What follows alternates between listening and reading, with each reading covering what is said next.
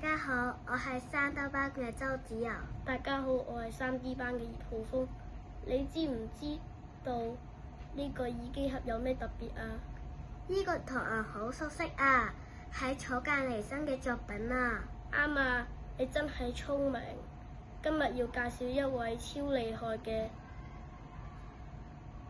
日本藝術家，佢就係草間彌生。草間彌生已經97歲啦，佢最鍾意畫啲咩呢？就係圓點同埋網點。唔理係巨大嘅南瓜花，定係成間房都好，佢都會用滿滿嘅圓點令到佢哋變得好特別，所以大家都叫佢圓點女王。我哋一齊嚟睇睇以下嘅介紹影片。去片。草間彌生是一位日本藝術家，有時候也會被稱為圓點女王。儘管她創作了許多不同類型的藝術作品，繪畫、雕塑、表演和裝置，但它們都有一個共同點，那就是點。從小他就非常熱愛繪畫，儘管他的父母不希望他成為藝術家，但他下定了決心。當他媽媽撕掉他的畫後，他又畫了更多的作品。當他買不起藝術材料時，他就用泥土和舊麻袋來創作藝術品。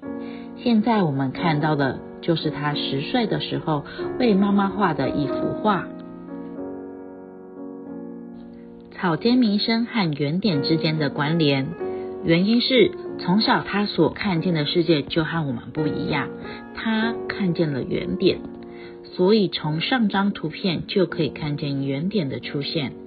他嘗試將這些恐懼、不舒服藉由畫下圓點來療傷自我，但他也沒想到這些畫作未來還能去療癒全世界的人們。如果同學們很有興趣的話，也可以查詢相關的資料，進一步認識他哦。雖然草間彌生細個嗰時經常睇到幻覺，覺得花朵會講嘢，呢個世界就好似俾圓點網子冚住一樣。佢好驚，但係佢冇逃跑，而係將呢啲可怕嘅嘢畫咗落嚟。畫下畫下，呢啲幻覺就變成咗佢嘅靈感，創造出獨一無二嘅藝術世界。